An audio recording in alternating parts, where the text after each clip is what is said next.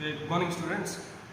As a part of virtual demonstration of lab experiments, here I am going to explain the another experiment in the analog communication lab in your 4th semester, that is sampling theorem and sampling theorem verification. So here in this experiment you are going to understand what is a sampling theorem and what is a sampling condition and how to obtain the sampled signal from a given a sinusoidal analog input.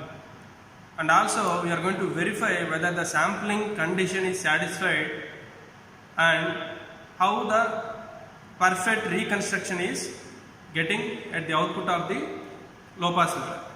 So that means in this experiment we are going to observe the sampling process as well as the reconstruction also.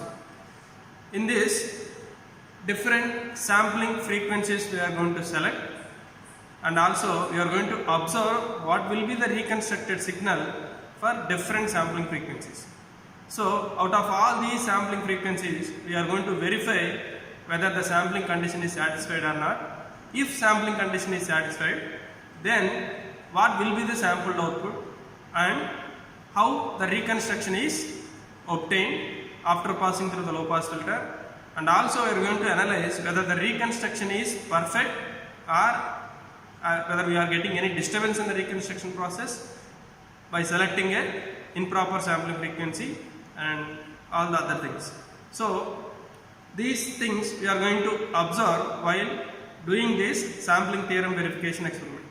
So all these things I will explain in this experiment, but before going through this practical demonstration, first of all you need to know what is a sampling theorem, what is a sampling condition, and what will be the sampled output at the CRO scale. Okay, first I will explain theoretically. So look at this. Here the sampling theorem, that means any sampler circuit will convert an analog signal, a sinusoidal analog signal or maybe any analog signal, to the sampled output like this, based on the condition such that the selected sampling clock or a sampling pulse, the frequency of that is sampling frequency, must be greater than or equal to 2 times the input message signal frequency. That means if you are doing the sampling process, here simply the sampling process is nothing but the multiplication of your analog input signal with the periodic pulse train or a sampling clock. If you multiply these two, simply you are getting the sampled output. That means if this clock is multiplied with this signal, only when the clock is enabled at that particular instant of time only you are getting the sample values, that is a message signal amplitude values. So this is simply the sampling process. But in order to perfectly reconstruct the original signal, you need to maintain some condition, that is a sampling condition. That sampling condition is nothing but the sampling frequency. You can say this is a sampling frequency or also the frequency of the sampling clock. So the sampling frequency must be greater than or equal to twice the message signal frequency, where FM is the message signal frequency. So if you maintain this condition only, then only you will get a perfect reconstruction at the low pass filter operation. So here there are, in this experiment we are going to observe two different sampled outputs. One is the natural sample output and other one is flat top sample output, are also called as sample and hold output. So what is the difference between these is, in the first natural sample output you are getting the sample values,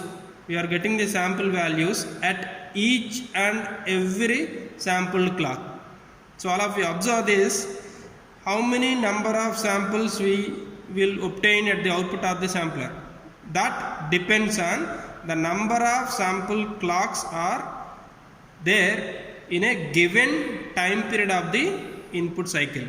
For example, if you select a 16 kHz of sampling clock and if you select 1 kHz of input signal, so it is 1 kHz means, and this is 1 millisecond of time period.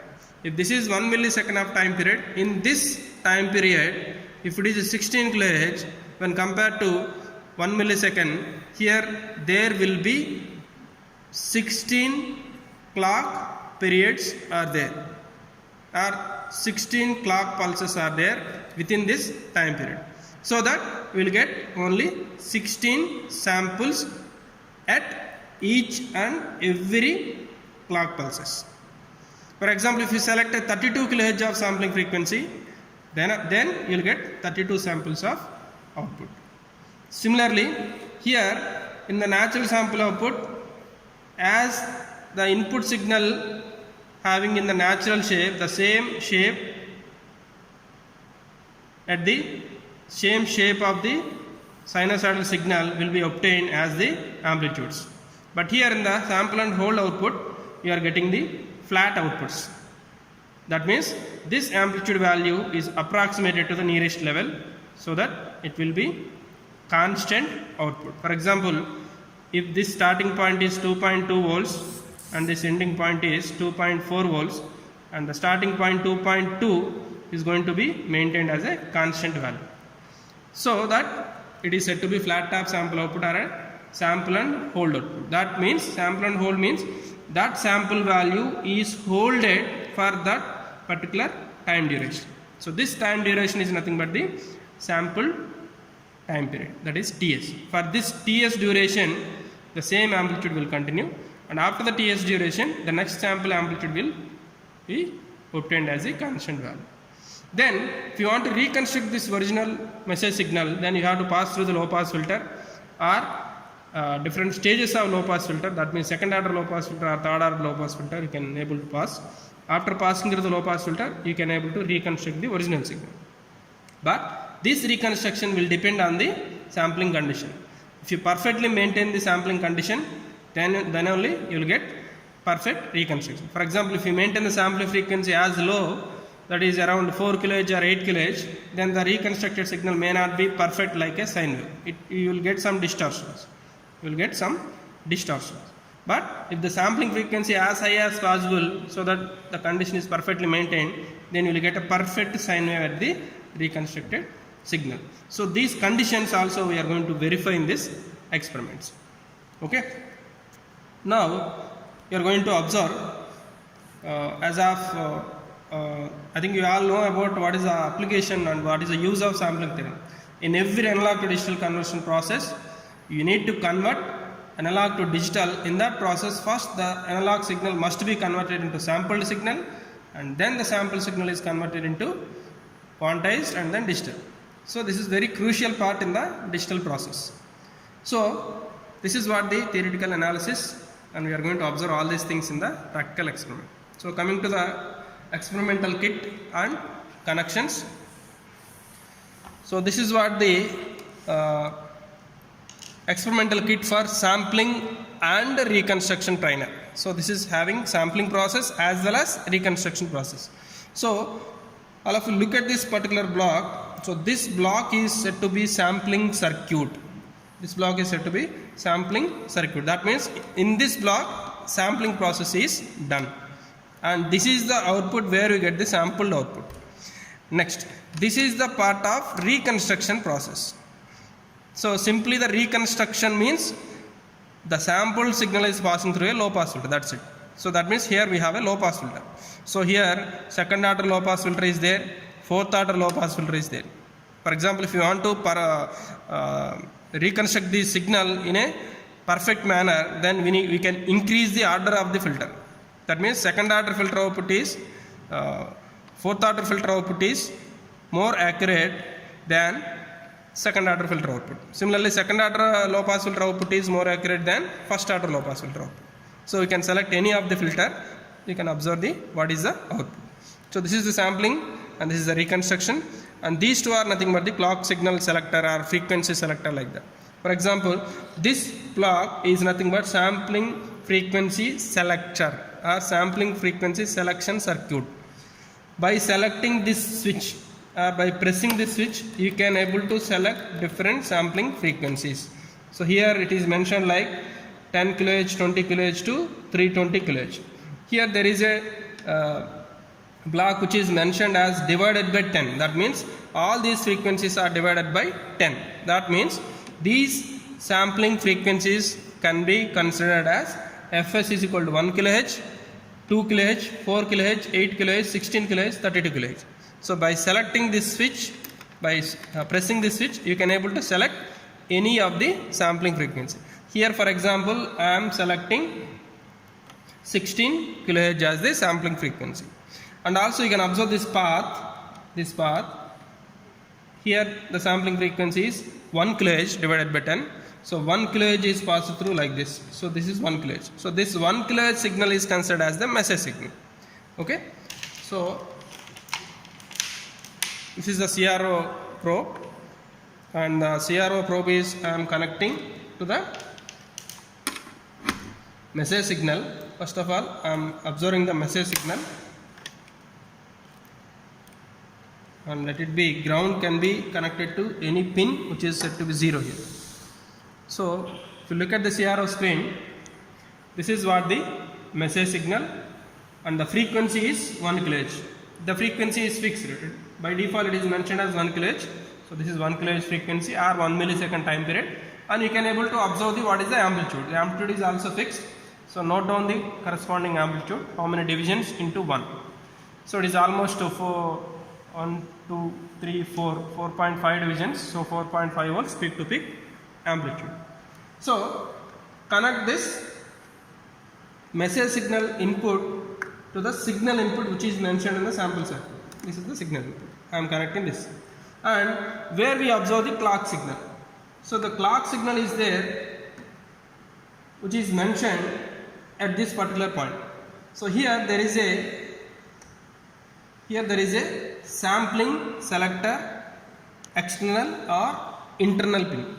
So here if you select external, then that means you need to give sampling clock externally by using this pin. Or if you select internal, that means this is the clock generator. From this block a clock signal is automatically generated internally, and that is passed through this sampler circuit. So this clock and this input signal both are multiplied here. Finally you will get the sample output here. So if you want to observe the clock signal, you can place this CRO probe here, and you can clearly observe the sample clock here. Okay. So you can see here on time period is less compared to off time period. So that means here there is a button which is called as a duty cycle selector. By changing this, you can able to adjust the duty cycle. Okay. But if you want to make on time period and off time period equally, then you can able to change this. Okay. Whatever you can. Okay. So this is what the clock signal. So clock signal is automatically connected, input signal we are giving. So both input and clock are multiplied so that the sample output is getting at this particular output, that is the sample output. So by adjusting this time vary division and hold button, you can clearly able to observe the sample signal.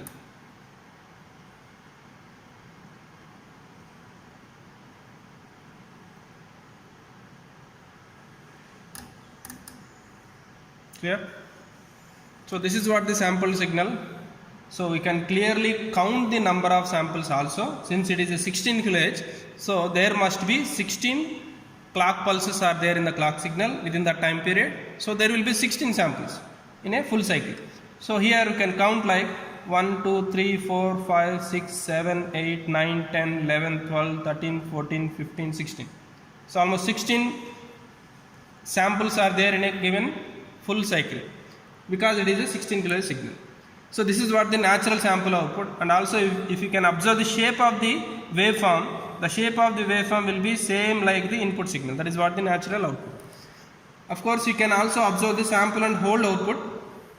Then you can clearly observe there is a holding process. That means the output is going to be made constant at that particular sample intervals. For the reconstruction process, simply we use this natural sample output only. So if you want to observe the reconstruction process, then connect this sample output to any of the filter. For example, here I am connecting to the second order filter, and finally observing the output of the low pass filter. Here I am connecting to the ground.